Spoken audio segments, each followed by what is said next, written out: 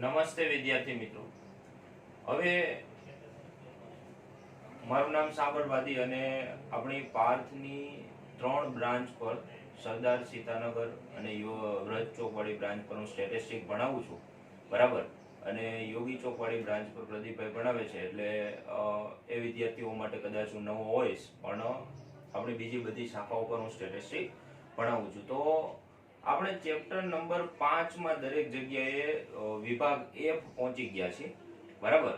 કદાચ કોઈ ક્લાસની અંદર આગળ પાછળ હોય તો આપણે સૂત્ર રિપીટ કરી દેશું।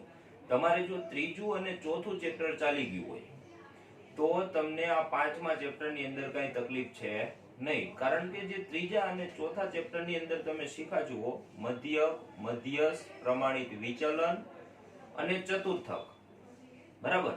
તો આ બધી વસ્તુ આમાં ભેગી ગણવાની છે એક જ દાખલામાં, બીજો કોઈ 5મા ચેપ્ટરમાં ફેર છે નહીં। એના લીધે આપણે આવૃત્તિ વિતરણની વિષમતા ખબર પડે કે આવૃત્તિ વિતરણમાં કેટલી વિષમતા છે તે ખ્યાલ આવે, બરાબર। તો આપણે જે પેલા સૂત્ર લખી નાખીએ તો કે 5મા ચેપ્ટરની અંદર બે રીત છે, 5મા ચેપ્ટરની અંદર બે રીત છે, એક તો કાર્લ પિયર્સનની રીત અને એક છે બાઉલિનની રીત, બરાબર। તો પેલા કાર્લ પિયર્સનની રીતના સૂત્ર લખી નાખો। તો અહીંયા જુઓ, આ સાઈડ છે હું સૂત્ર લખેલા જ રાખીશ, એટલે અહીંયા આવી જશે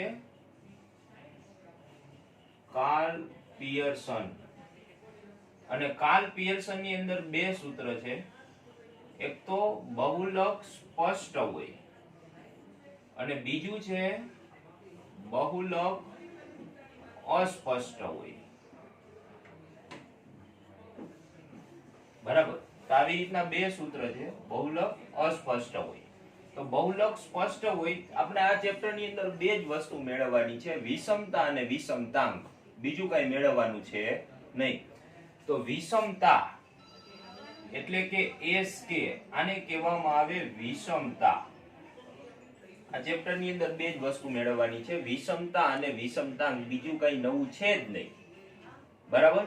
એટલે કોઈ ગભરાવાની જરૂર નથી। કદાચ જો તમે આગળની થિયરી ન ભણ્યા હોય, આગળના દાખલા ન ચાલ્યા હોય, તોય તમે આગળથી શરૂઆત કરશો તો આ જ રીતના આવશે, એમાં કઈ નવું ભણવાની જરૂર છે નહીં।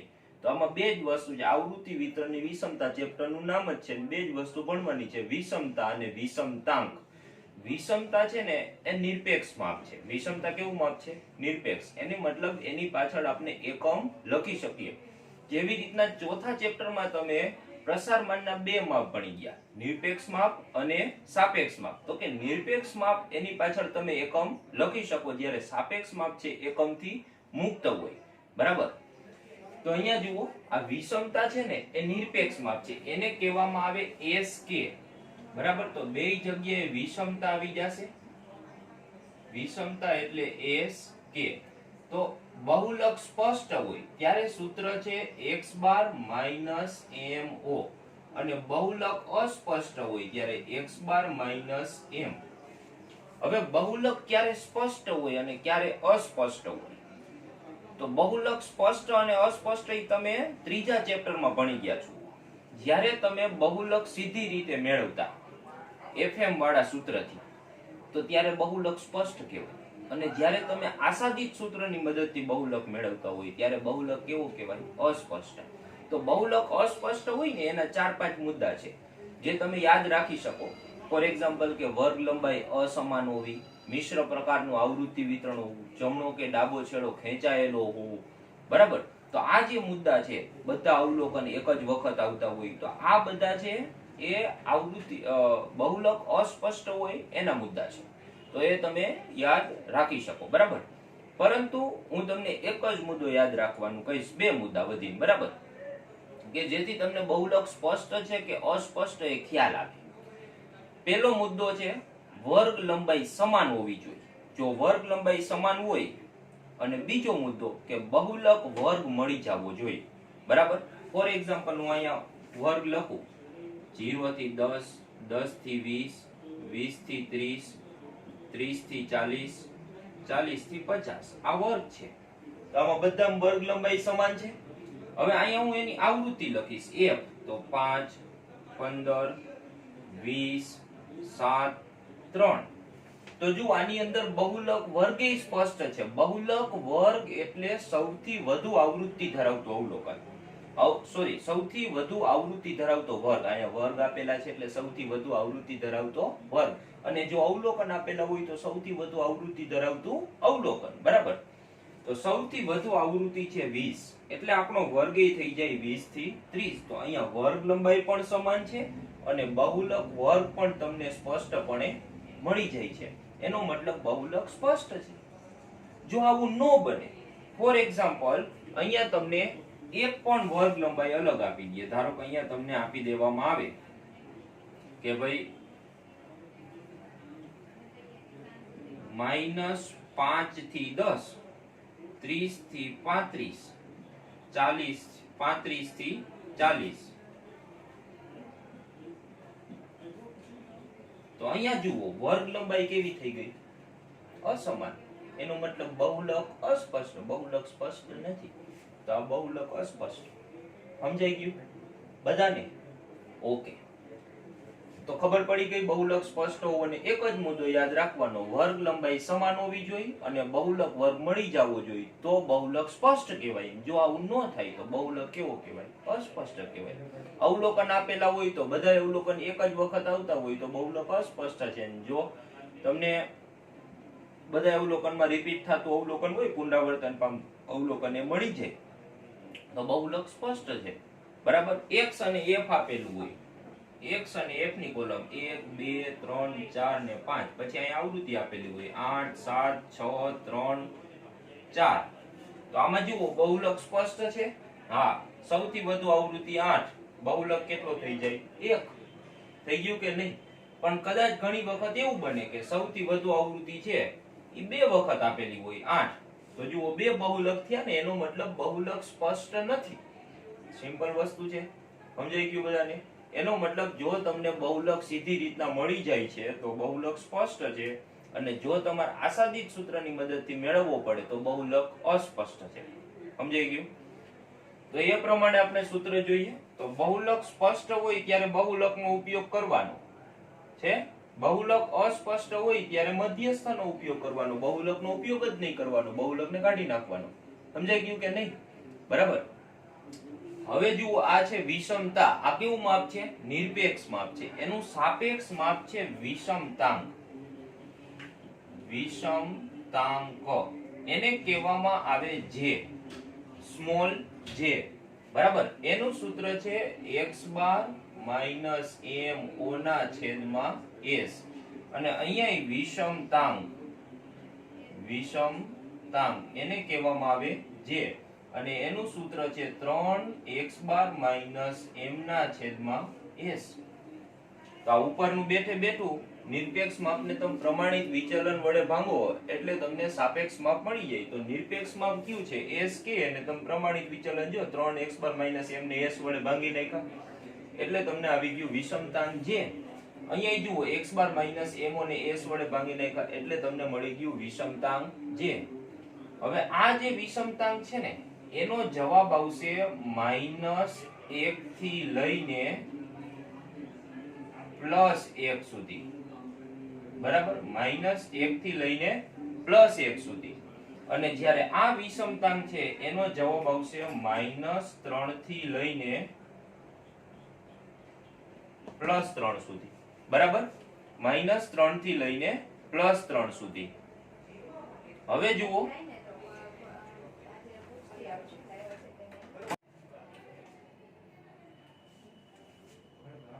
તો -3 થી +3 મળી ગયો. બરાબર. હવે જુઓ, આના જવાબ ફિક્સ છે. એનો મતલબ તમે આ વિષમતાંક મેળવતા હોય ત્યારે તમને આવશે આ -1 થી +1 સુધી જ, અને આ વિષમતાંક મેળવો ત્યારે તમને આવશે -3 થી +3 સુધી જ. બરાબર. હવે સાંભળો, આ x બાર માઈનસ m o છે એની જગ્યાએ તમે s k ના છેદમાં s લખી શકો. બરાબર. s k ના છેદમાં s એટલે કે આ x બાર માઈનસ m o ને તમે s k એટલે વિષમતા કહી શકો ને, તો એને s k ના છેદની અંદર s લખાય. આ 3x બાર માઈનસ m ની જગ્યાએ તમે s k લખી શકો. એનો મતલબ અહીંયા તમે s k ના છેદમાં s લખી શકો. બરાબર. તો આ એના અથવામાં સૂત્ર થઈ ગયા. બે માંથી કોઈ પણ સૂત્ર તમે લખી શકો, પણ જો વિષમતા એસ કે આપેલી હોય તો આ ઉપરની ગણતરી કરવાની જરૂર છે નહીં, ખાલી શું મેળવવો પડશે? એસ. તો એસ કે ના છેદમાં એસ થઈ જાય ને, એવી રીતના. બરાબર. આ થઈ ગઈ કાર્લ પિયર્સન ની રીત. એવી જ રીતના બાઉલીની રીત છે. બરાબર. બાઉલીઝ મેથડ. તો બાઉલીની રીતની અંદર એમાં પણ બે જ સૂત્ર છે. પહેલું છે વિષમતા. વિષમતા એટલે કે જે એમાં ત્રીજો ચતુર્થક અને મધ્યસ્થ વચ્ચેની તફાવત અને પહેલો ચતુર્થક અને મધ્યસ્થ વચ્ચેના તફાવતની બાદબાકી. સોરી, વિષમતા એટલે એસ કે, ભૂલ થઈ ગઈ. વિષમતા, વિષમતા એટલે એસ કે, તો એમાં ત્રીજો ચતુર્થક માઇનસ મધ્યસ્થ અને મધ્યસ્થ માઇનસ પહેલો ચતુર્થક એ બેનો તફાવત એટલે બાદબાકી. આને કહેવાય વિષમતા. બરાબર. વિષમતા એનું આપણે જો સાદું રૂપ આપીએ તો આ માઇનસ છે પાછળના કૌંસમાં અંદર જતા રહેશે, જોજો. પણ એ હું અહીંયા સાઈડમાં લખું છું કારણ કે આપણે ત્યાં લખવાની જરૂર છે નહીં. તો આ Q3 માઇનસ m, આ પેલું તો એમને એમ જ રહેશે, પછી આ માઇનસ કૌંસની અંદર જાય એટલે નિશાની બદલે ને, તો માઇનસ m, આ m પ્લસ હતા માઇનસ થઈ ગયા, અને આ માઇનસ છે કેવા થઈ જશે? પ્લસ Q1 થઈ ગયું. હવે જુઓ આનું શું બની જશે?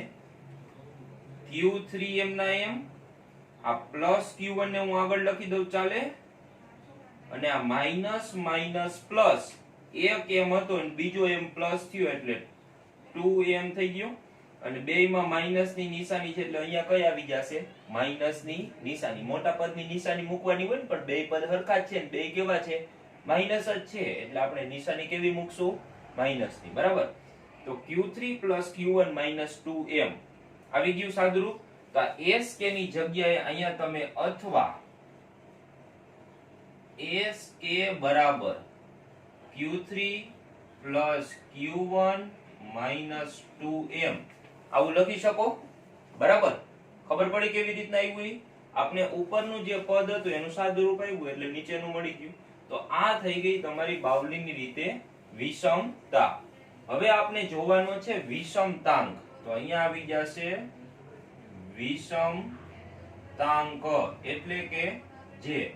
બરાબર. અહીંયા જેવી રીતના બેન બાદબાકી કરી છે ને એવી કરી જ દેવાની. Q3 minus m, Q3 minus m, m minus Q1 કરી દીધી. આ બેની બાદબાકી અને એના છેદમાં ઈ બેન સરવાળો કરી દેવાનો. તો Q3 minus m એમાં પ્લસ કરી દેવાનું m minus Q1 થઈ ગયું. બરાબર. તો Q3 minus m એમાં આપણે m minus Q1 પેલા બાદબાકી કરતા ને છેદમાં શું કરી દેવાનું? સરવાળો. બરાબર.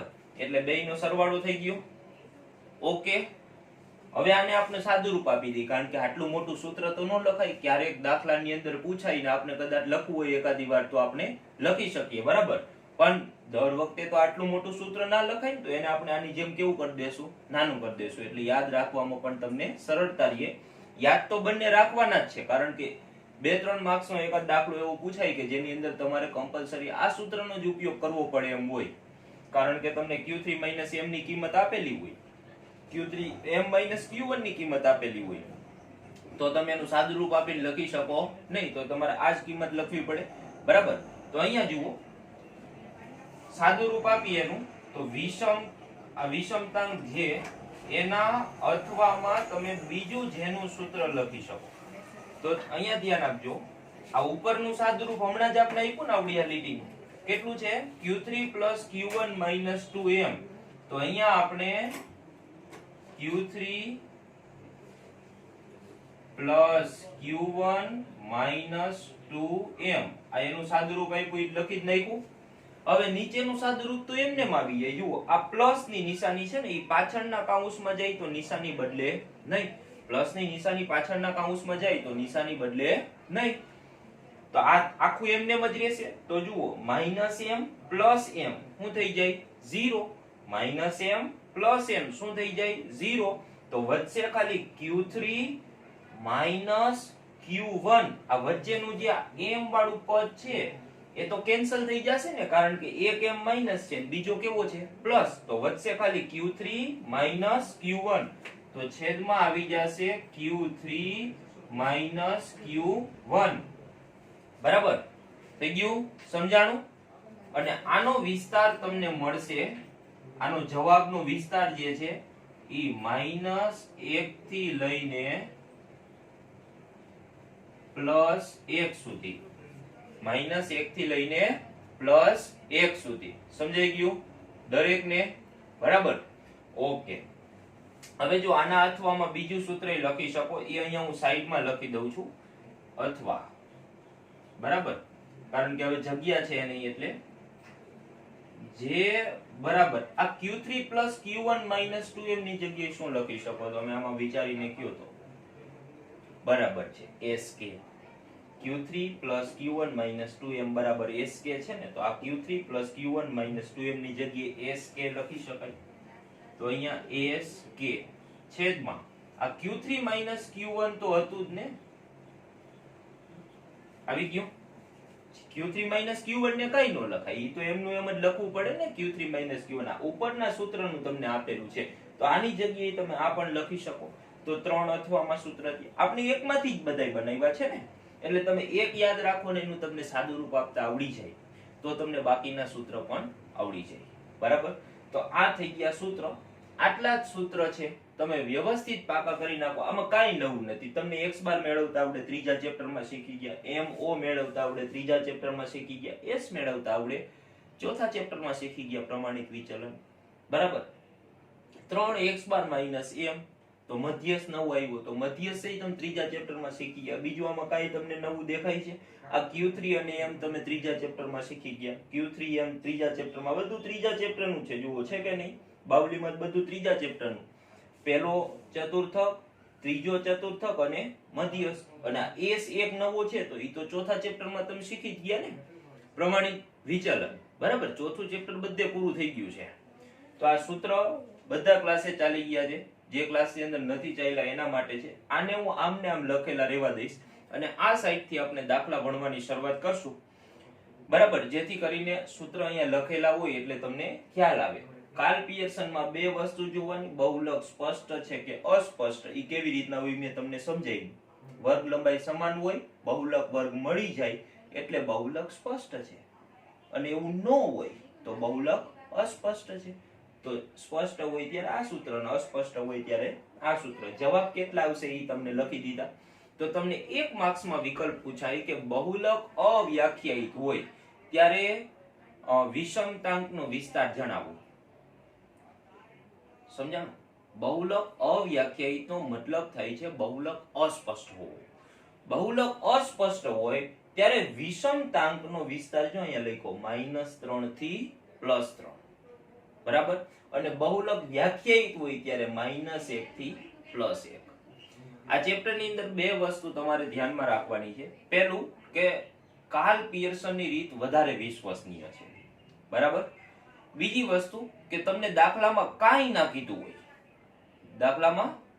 કીધું હોય ત્યારે કાર્લ પિયર્સન ની રીતથી જ દાખલો ગણવાનો બરાબર અને જો ખુલ્લા છેડાના વર્ગ હોય કેવા ખુલ્લા છેડાના વર્ગ ત્યારે બાવલીની રીત જ આવશે ખુલ્લા છેડાના વર્ગમાં બાવલીની રીત ફિક્સ કારણ કે રકમ લખી દઈએ ખુલ્લા છેડાના વર્ગ વાળી પછી તમને એમ કે યોગ્ય પદ્ધતિથી વિષમતાંક મેળવો તો યોગ્ય પદ્ધતિ બાવલીની રીત થાય ને બરાબર ભલે વિશ્વસનીય નથી પણ ખુલ્લા છેડાના વર્ગ છે એટલે એ કેવી પદ્ધતિ છે યોગ્ય પદ્ધતિ છે બરાબર કારણ કે આ જો તમે કાર્લ પિયર્સન ની રીત કરો તો એમાં તમને x બાર અને s મળશે નહીં ખુલ્લા છેડાના વર્ગ હોય તો x બાર ને s નો મળે ને એટલે બાવલીની રીત યોગ્ય કહેવાય ખુલ્લા છેડાના વર્ગ માટે બરાબર તમે મધ્યક અને પ્રમાણિત વિચલનના લાભ અને ગેરલાભ જોઈ ગયા એમાં ગેરલાભમાં મુદ્દો હતો કે ખુલ્લા છેડાના વર્ગ માટે મધ્યક મેળવી શકાતું નથી અને પ્રમાણિત વિચલનમાં સેમ ટુ સેમ મુદ્દો કે ખુલ્લા છેડાના વર્ગ માટે પ્રમાણિત વિચલન મેળવી શકાતું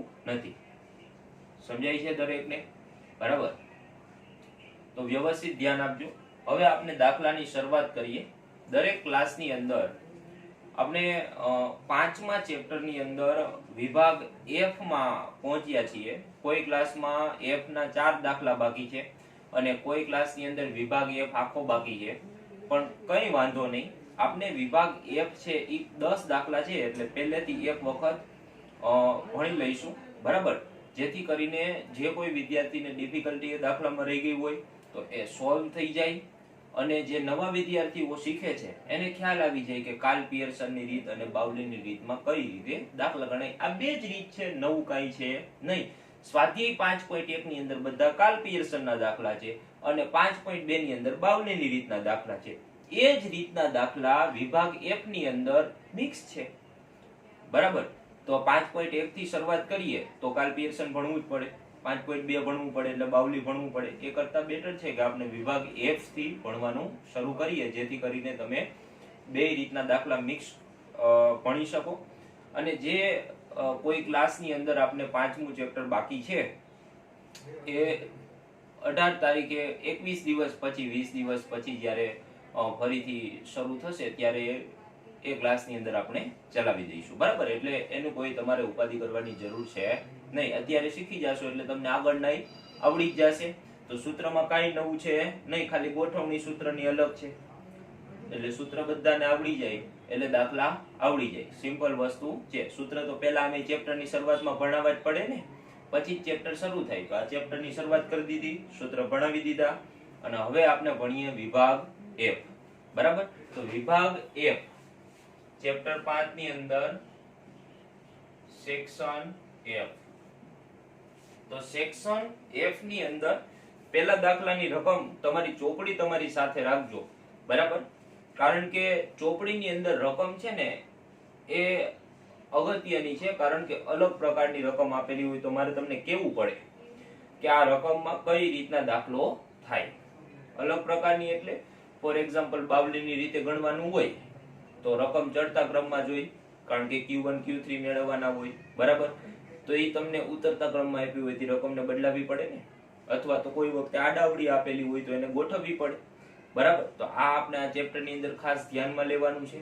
તો જુઓ વિભાગ F નો પહેલો દાખલો, નિયત સમય કરતા વધુ સમય ડ્રાઇવિંગ કરવાથી થયેલ અકસ્માતોની સંખ્યાનું આવૃત્તિ વિતરણ નીચે પ્રમાણે આપેલું છે. એવું તમારી ચોપડીમાં લખેલું છે.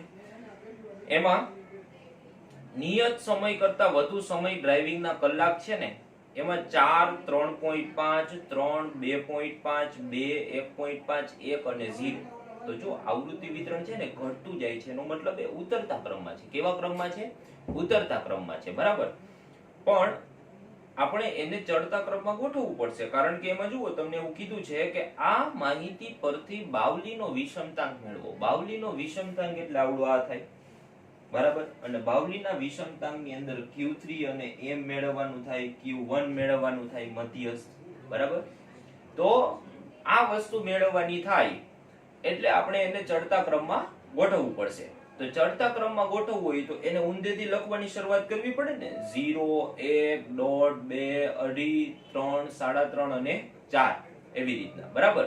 અને આવૃત્તિ છે ને, ધારો કે 0 ની અંદર એક આવૃત્તિ છે તો એ 0 ની સાથે જ રાખવાની, 1 ની અંદર બે આવૃત્તિ છે તો એ 1 ની સાથે જ રાખવાની, કારણ કે આવૃત્તિ વિતરણ બદલાવવું, ઊંધું લખ્યું હોય ને તમે સીધું લખો તો એની આવૃત્તિ થોડી ફરી જાય, બરાબર? એક બોક્સ ની અંદર બે પેન હોય તો એ બે પેન તમે જમણી બાજુ મૂકો તો એ બે પેન જ રહે, ડાબી બાજુ મૂકો તો એ બે પેન જ રહે ને. એની સંખ્યા હોય અવલોકનની એ ફરી જાય નહીં, એટલે આવૃત્તિને એની સાથે જ રાખવાની, બરાબર? તો અહીંયા જુઓ આવૃત્તિ વિતરણ લખવાની આપણે શરૂઆત કરીએ. પહેલા હું રકમ લખી નાખું. તો દાખલા નંબર 1 એની અંદર તમને ડ્રાઇવિંગ નો સમય આપેલો છે ને, એટલે ડ્રાઇવિંગ ના કલાક. તો ડ્રાઇવિંગ ના કલાક આપેલા છે એની અંદર તમને લખેલા છે 0, 1, 1.5, 2, 2.5, 3, 3.5 અને 4, બરાબર? હવે એના પછી અકસ્માતોની સંખ્યા આપેલી છે. અકસ્માતોની સંખ્યા એટલે આપણા માટે થઈ જાય 1. તો 1 તમને આપેલું છે, 1 સોરી છેલ્લેથી લખવાનું, બરાબર? એટલે 1, 2, 2, 1, એના પછી તમને આપેલું છે 2 3 4 5 તો 2 3 4 5 તો આની અંદર તમારે એક જ વસ્તુ બનાવવાની છે અને એ વસ્તુ છે CF ની કોલમ બરાબર કારણ કે આની અંદર બીજું કઈ તો મેળવવાની જરૂર છે નહીં એટલે સ્થાનીય સરેરાશ તમે જુઓ બાવલીની મેથડ થી દાખલો ગણવાનો છે એટલે એની અંદર તમારે Q3 Q1 અને M જરૂર પડશે ને તો આ ત્રણેય માટે CF સિવાય બીજા કોઈની જરૂર પડવાની છે નહીં એટલે આપણે શું મેળવી નાખશું CF તો એક ના એક એમને એમ લખ દેવાના એક અને નીચેના બે મળીને થઈ જાય 3 3 અને નીચેના બે મળીને થઈ જાય 5 5 અને નીચેના એક મળીને થઈ જાય 6 6 અને બે મળીને થઈ જાય 8 8 અને 3 મળીને થઈ જાય 11 11 અને 4 મળીને થઈ જાય 15 15 અને 5 મળીને થઈ જાય 20 એનો મતલબ આનું ટોટલ કેટલું હશે 20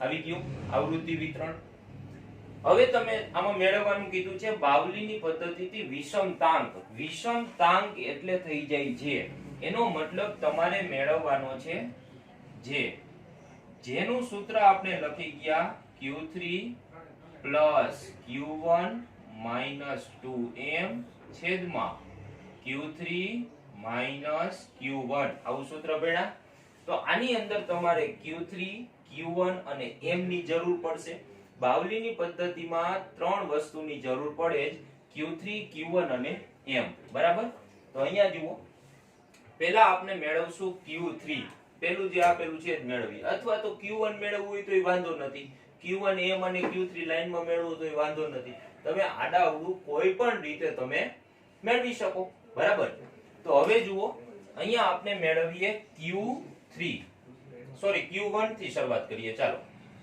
Q1 હવે અહીંયા તમને અવલોકન આપેલા છે ને એટલે બે સૂત્ર છે એક તો વર્ગ વાળું છે ને બીજું કયું છે અવલોકન વાળું તો આપણે અહીંયા સૂત્રની શરૂઆત રકમ જોઈએ તો રકમ તમને અવલોકન વાળી આપેલી છે એટલે સૂત્ર કયું મૂકશું અવલોકન વાળું બરાબર અવલોકન વાળું સૂત્ર લખીએ એટલે એની અંદર આવી જાય જે કૌંસમાં n પ્લસ 1/4 માં અવલોકનની કિંમત આવી જાય જે કેટલો થઈ જાય 1 કારણ કે પેલો ચતુર્થક છે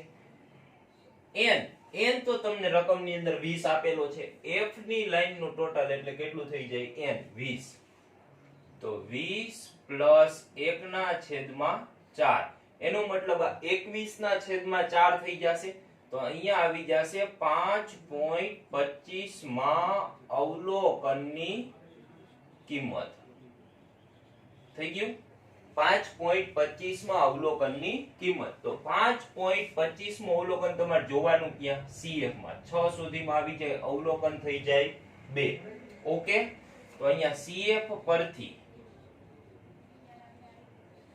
Q1 બરાબર 2 કલાક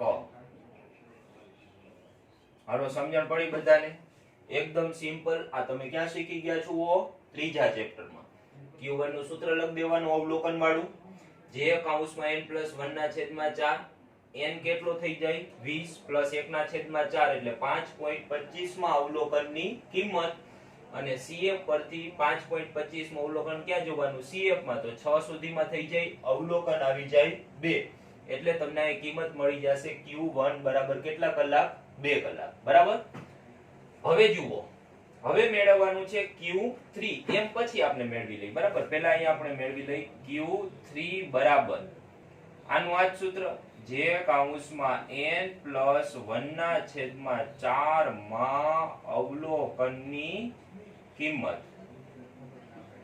થઈ ગયું જે કેટલો થઈ જાય 3 કારણ કે ત્રીજો ચતુર્થક છે n કેટલો થઈ જાય 20 પ્લસ 1/4 તો અહીંયા જુઓ 20 પ્લસ 21 ભાગ્યા 4 એટલે 5.25 5.25 ગુણ્યા 3 કરો એટલે 15.75 માં અવલોકનની કિંમત આવું થઈ જાય તો 15.75 માં અવલોકન એટલે 15.75 20 સુધીમાં આવી જાય અને અવલોકન થઈ જાય કયું 4 ચાલો દેખાય છે બધાને બરાબર તો અહીંયા આવી જશે CF પરથી અવલોકન CF પરથી અવલોકન થોડું આપણે લખવાનું છે Q3 બરાબર CF પરથી Q3 બરાબર કેટલું આવી ગયું 4 કલાક હાલો સમજણ પડી બધાને હવે એક જ વસ્તુ ઘટે કઈ m એટલે મધ્યસ્થ તો જુઓ અહીંયા ઉપર મેળવું m બરાબર n + 1 ના છેદમાં 2 આ બધામાં અવલોકન વાળા સૂત્ર લખવાના ને n + 2 માં n + 1 ના છેદમાં 2 માં અવલોકનની કિંમત તો n + 1 n કેટલું છે n તમને આપેલું છે 20 અહીંયા છે બરાબર એટલે અહીંયા આવી જશે 20 + 1 ના છેદમાં 2 બરાબર 10.5 માં અવલોકનની કિંમત આનો આવી ગયું બરાબર 10.5 માં અવલોકનની કિંમત થઈ ગઈ ને આપણે જોવાની ક્યાં CF માં તો 10.5 આ 11 સુધીમાં આવી જાય અવલોકન થઈ જાય 3 એટલે આ 3 જે છે એ આપણો શું થઈ જશે મધ્યસ્થ તો m બરાબર CF પરથી m બરાબર 3 કલાક આવી ગયું હવે તમારી પાસે Q1 છે 2 કલાક Q3 છે 4 કલાક m છે 3 કલાક બરાબર તો અહીંયા એની કિંમત મૂકી દઈએ Q3 બરાબર કેટલા આવ્યા 4 પ્લસ Q1 બરાબર કેટલા આવ્યા 2 તો હતા જ m મૂકવાનો m બરાબર કેટલા આવ્યા 3 થઈ ગયું છેદમાં Q3 કેટલા છે હમણાં જ લખ્યા 4 અહીંયા રહ્યા Q3 બરાબર 4 માઈનસ Q1 કેટલા આવ્યા 2 તો અહીંયા Q1 ની જગ્યાએ 2 લખી દઈએ બરાબર આ 4 + 2 કેટલા થઈ જાય 6 માઈનસ 2 તેરી 6 4 માંથી 2 જાય એટલે 2 તો 6 માંથી 6 જાય એટલે 0 0 ભાગ્યા 2 કરી નાખો એટલે 0 તો આનો જે વિષમતાંક છે કેટલો કેવો આવી જશે 0 એટલા માટે આને કહેવાય સમમિત આવૃત્તિ વિતરણ બરાબર આવૃત્તિ વિતરણના 3 પ્રકાર છે યાદ રાખજો હવે તમને આ સમજાવું આવૃત્તિ વિતરણના 3 પ્રકાર છે સમમિત આવૃત્તિ વિતરણ એટલે કે જેનો જવાબ 0 આવે એને કહેવાય સમમિત આવૃત્તિ વિતરણ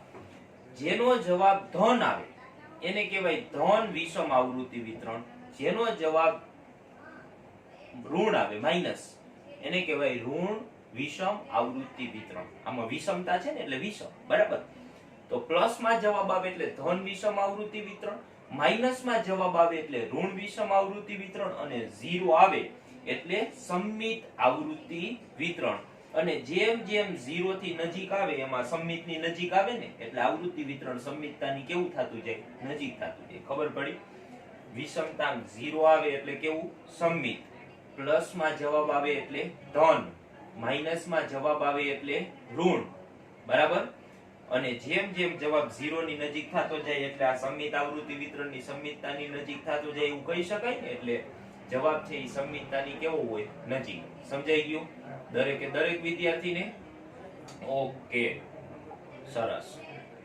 હવે જુઓ હવે આપણે જોવાનો છે દાખલા નંબર 2 બોર્ડ ક્લીન થઈ ગયું છે જુઓ દાખલા નંબર 2 ની રકમ વર્ષ 2015 માં શહેરનું તાપમાન નીચે મુજબ નોંધવામાં આવેલ છે એક દિવસનું તાપમાન -10 થી નીચે રહેલ નથી એનો મતલબ -10 થી નીચે ક્યારે તાપમાન ગયું છે નહીં -10 સુધી ગયું હોય પણ -10 થી નીચે ગયું નથી બરાબર આ માહિતી પરથી કાર્લ પિયર્સનની પદ્ધતિથી વિષમતાંક મેળવો એટલે મેળવવાનો છે કોની પદ્ધતિથી કાર્લ પિયર્સનની પદ્ધતિથી એટલે કાર્લ પિયર્સનની અંદર બે વસ્તુ છે બહુલક સ્પષ્ટ અને બહુલક અસ્પષ્ટ બરાબર ચાલો જોઈએ કાર્લ પિયર્સનની રીત વાળો દાખલો તો એની અંદર પહેલા તમને આપેલી છે મધ્ય કિંમતો અને દિવસોની સંખ્યા જો અહીંયા તમારે જોવાની જરૂર છે કારણ કે આ દાખલાની અંદર તમને આપેલી છે મધ્ય કિંમત અને આપણે જરૂર છે ની પડે વર્ગની બરાબર તો પહેલા હું મધ્ય કિંમતો લખી નાખું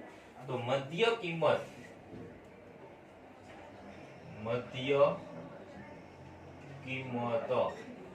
એની અંદર તમને આપેલી છે -5 5, પછી તમને આપેલી છે 12 18 25, 12 18 25, બરાબર. તો દાખલા નંબર 2, તો આપણે પહેલા છે ને વર્ગ બનાવી લઈએ, વર્ગની બાજુમાં આવૃત્તિ લખીએ, બરાબર. એટલે શું છે, વાળે ઘડીએ ફેરવવું ન પડે.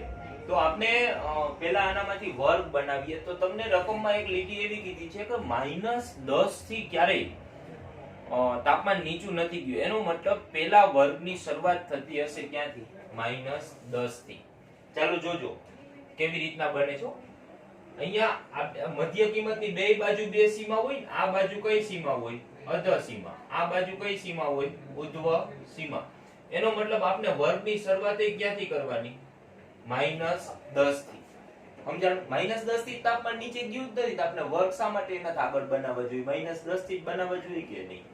બરાબર. અને ચોપડી વાળા એટલે તો કીધું છે કે -10 થી નીચે ગયું નથી, તો -10 થી આપણે વર્ગ બનાવવાની શરૂઆત કરવાની. હવે એક વસ્તુ સમજો, મધ્ય કિંમત હોય કોઈ પણ, ઈ મધ્ય કિંમત હોય ક્યાં? વર્ગની વચ્ચે. ક્યાં હોય? વર્ગની એક્ઝેક્ટ વચ્ચે જ હોય. ધારો કે તમે વર્ગ લખો 0 થી 10, તો એની મધ્ય કિંમત છે ને એ કેટલી હોય? 5. તો આવડો આ તો વર્ગ હતો ને 0 થી 10, આ એની શું છે? મધ્ય કિંમત. તો આ 5 થી 0 એ જાવ તો તમારે કેટલું અંતર થાય? 5 નું. અને 5 થી 10 એ જાવ તોય તમારે કેટલું અંતર થાય? 5 નું. મતલબ મધ્ય કિંમત થી બે સીમાઓ કેવા અંતરે હોય? સરખા અંતરે. કેવા અંતરે હોય? સરખા અંતરે. સમજાણું કે નહીં? તો એવી જ રીતના અહીંયા જુઓ, મધ્ય કિંમત થી બે સીમા કેવા અંતરે હશે? સરખા અંતરે. એટલે તો એ મધ્ય કિંમત છે ને. તો આ -5 થી -10 વચ્ચેનો ગેપ કેટલો હોય? 5. તો ત્યાંથી ઉધ્વ સીમા 5 જેટલા અંતરે જ હોય, તો અહીંથી તમે 5 જેટલું અંતર ચાલો એટલે કેટલું થઈ જાય? 0. તો એક વર્ગ બની ગયો. જુઓ, -10 થી 0. આ વચ્ચે તો હું લખેલું છે મધ્ય કિંમત. ધ્યાન આપજો, વર્ગ બનાવું છું કેવી રીતના બને છે એ ખાસ ધ્યાન આપજો. પછી આ 0 ને તમારે લઈ લેવાનો અહીંયા આગળ. લઈ લીધો. પછી 0 થી 5 વચ્ચેનું અંતર કેટલું છે? 5. તો આ 5 થી આ ઉધ્વ સીમા સુધીનું અંતર કેટલું હશે? 5 જ હશે ને. તો આમાં 5 ઉમેરો એટલે કેટલા થઈ જાય? 10. સમજણ પડી? આ 10 ને વળી પાછા તમારે લઈ લેવાના આગળ, એટલે અહીંયા થઈ જશે 10. થઈ ગયા. 10 થી મધ્ય કિંમત સુધી જાવ તો તમારે બે અંતર કાપવું પડે, 10 થી 12.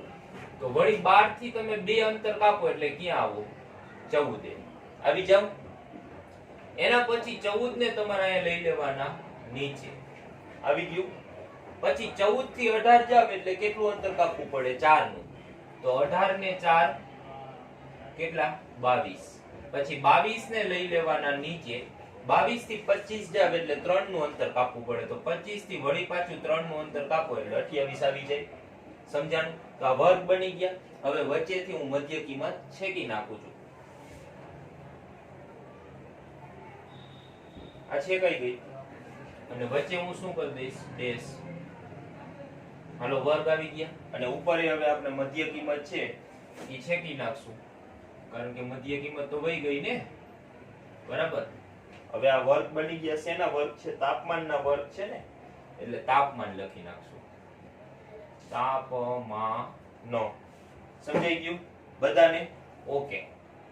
હવે તમે જુઓ, હવે આની બાજુમાં આપણે f લખી નાખીએ રકમમાંથી. 25 35 105. 25 35 105. પછી આપેલું છે 125 અને 75. 125 અને 75. અને આનું ટોટલ કેટલું? 2015 માં એનું ટોટલ થઈ ગઈ છે 2015 નું છે ને, એક વર્ષનું. 2015 લીપ યર નથી એટલે 365 365 થઈ ગયું. ઓકે, સમજાણું બધાને?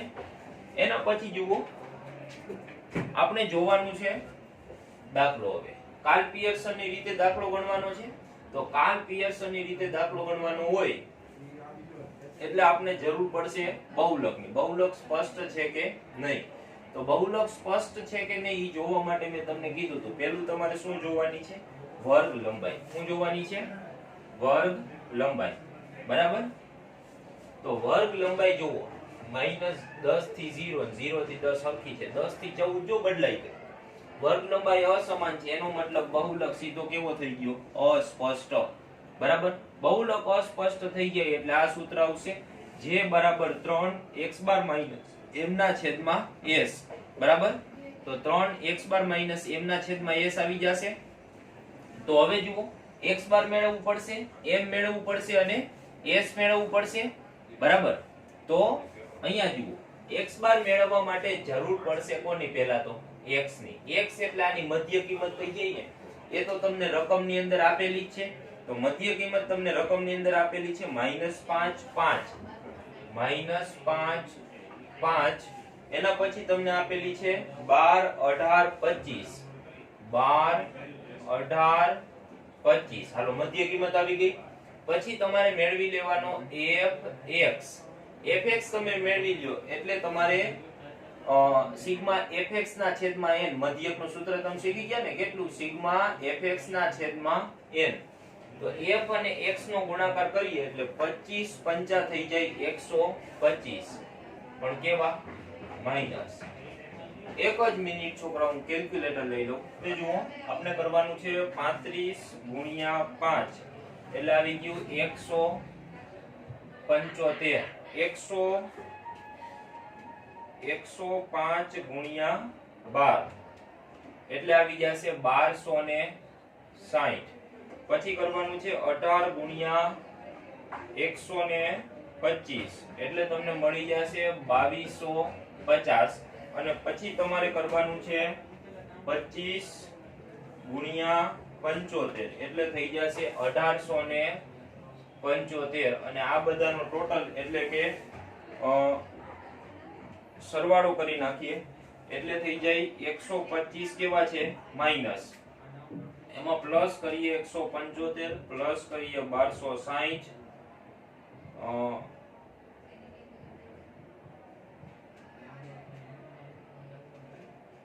એટલે 175 1260 પ્લસ 2250 પ્લસ 1875 એટલે આવી જશે 5435. એક જ મિનિટ, હજી આપણે એક વખત ચેક કરી. 25 ગુણ્યા 5 એટલે 125 પણ કેવા? માઈનસ. પછી 5435 આવી ગયું. બરાબર, હવે જુઓ, હવે આપણે મેળવવાનું છે x બાર. શું મેળવવાનું છે? x બાર એટલે સિગ્મા fx ના છેદમાં n. સિગ્મા fx ના છેદમાં n. બરાબર, તો સિગ્મા fx ના છેદમાં આપણે n કરીએ એટલે અહીંયા આવી જશે સિગ્મા fx કેટલો આવ્યો? 5435 અને છેદમાં n કેટલો છે? 365. બરાબર, ભાગાકાર આવી જશે 14.89 અંશ સેલ્સિયસ. તાપમાન આવી ગયું x બાર. હવે x બાર આપણને મળી જાય. x બાર પછી તમે જુઓ શું મેળવવાનું છે? s મેળવી નાખીએ આપણે, પ્રમાણિત વિચલન. બરાબર, મધ્યસ્થ છેલ્લે મેળવીએ. હવે fx આપેલો છે એટલે આપણે s નું સૂત્ર છે ને એ fx વાળું જ મૂકશું. s બરાબર વર્ગમૂળમાં સિગ્મા fx નો વર્ગ છેદમાં n માઈનસ સિગ્મા fx ના છેદમાં n આખા કૌંસનો વર્ગ. આવી ગયું. તો fx નો વર્ગ અહીંયા આપણને બનાવવો પડશે. તો fx નો વર્ગ એટલે fx x થઈ જાય. બરાબર, એનો મતલબ fx અને x નો શું કરવાનો? ગુણાકાર કરવાનો. તો 125 ગુણ્યા 5 એટલે થઈ જશે 625. પછી અહીંયા કરવાનું 175 ગુણ્યા 5 એટલે આવી જશે 875. પછી કરવાનું 1260 ગુણ્યા 12 એટલે આવી જશે 15120. એના પછી કરવાનું 2250 ગુણ્યા 18 એટલે આવી જશે 40500. અને પછી આપણે કરી નાખવાનું 25 ગુણ્યા 18 75 એટલે આપણને મળી જશે 46875. અને આનું આપણે કરી દઈએ હવે ટોટલ. બરાબર, એટલે 625 પ્લસ 875 પ્લસ 15120 પ્લસ 40500 પ્લસ 46875 એટલે તમને મળી જશે 10 39 95 બરાબર। તો હવે જુઓ સિગ્મા fx નો વર્ગ આવી ગયો એટલે આપણે એને અહીંયા મૂકી દઈએ 10 39 95 n તમને આપેલો છે 365 માઈનસ સિગ્મા fx તમને આપેલું છે કેટલું 5435 છેદમાં તમને આવી જશે 365 આખા કૌંસનો વર્ગ। આ બેયનો ભાગાકાર કરી નાખીએ ભાગ્યા 365 એટલે અહીંયા આવી જશે 284.92 માઈનસ 5435 ભાગ્યા 365 એ બેયનો ભાગાકાર કરીને પછી એનો શું કરવાનો છે વર્ગ એટલે ગુણ્યા કરીને બરાબર દબી દઈએ એટલે આવી જશે 221.72 હવે આ બેન બાદબાકી કરવાની છે એટલે 284.92 માઈનસ 221.72 કેટલું આવી જશે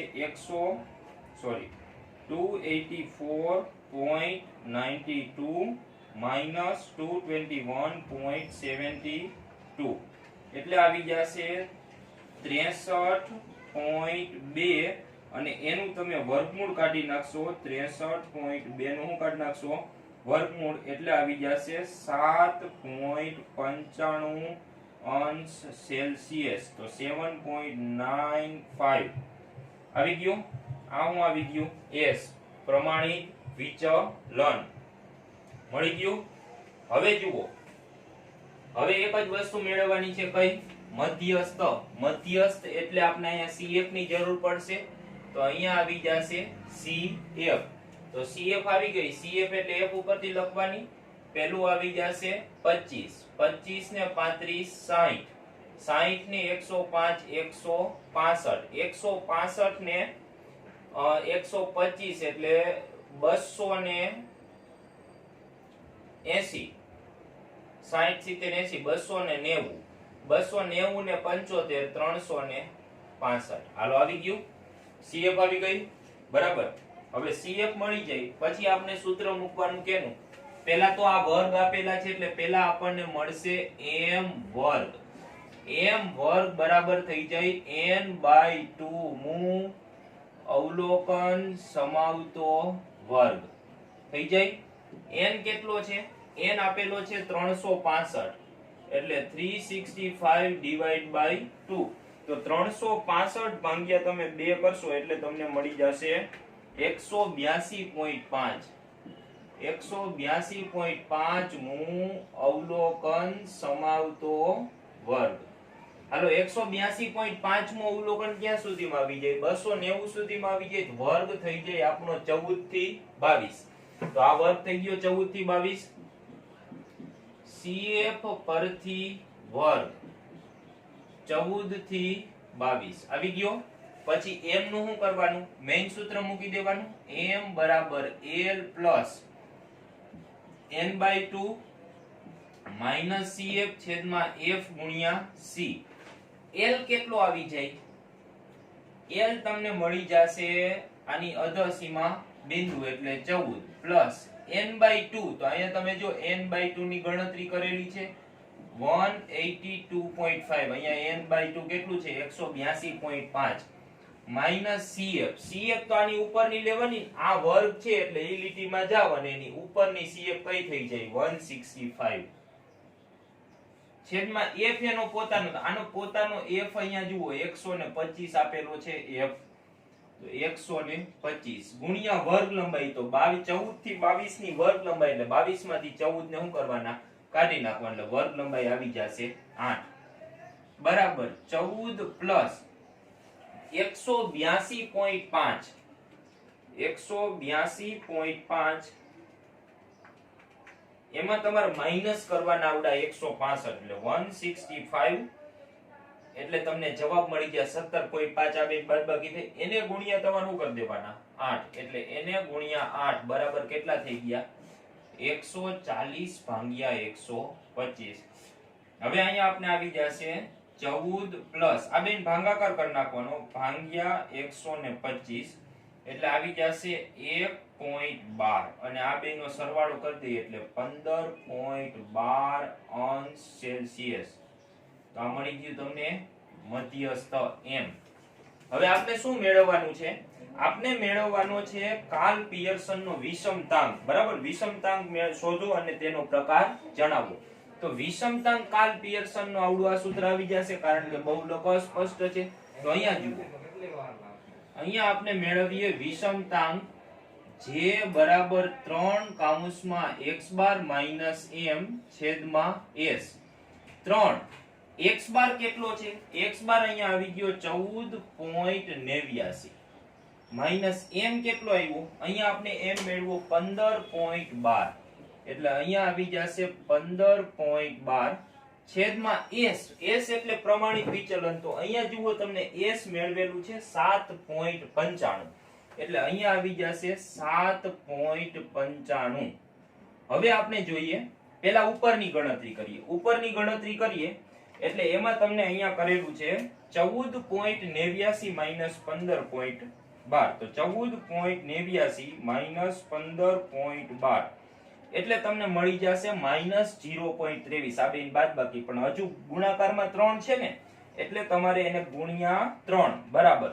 તો તમને અહીંયા આવી જશે -0.69 છેદમાં 7.95. હવે આ બેન ભાગાકાર કરવાનો તો -0.69 ભાગ્યા 7.95 કરીને કરશો એટલે તમને મળશે -0.09 અંશ. બરાબર, તો આ તમારો મળી ગયો વિષમતાંક. શું મળી ગયું? વિષમતાંક. હવે જુઓ 0.09 છે પણ કેવો છે? માઈનસ છે. તો હમણાં જ આગળના દાખલામાં તમને મેં કીધું જવાબ પ્લસ આવે તો ધન વિષમ, માઈનસ આવે તો ઋણ વિષમ ને 0 આવે તો સમિત. તો અહીંયા જવાબ કેવો છે? માઈનસ. તો તમને પ્રકાર પૂછ્યો છે ને તો પ્રકાર આવી જશે કેવો? ઋણ વિષમ આવૃત્તિ વિતરણ. હાલો, ખબર પડી ગઈ બધાને?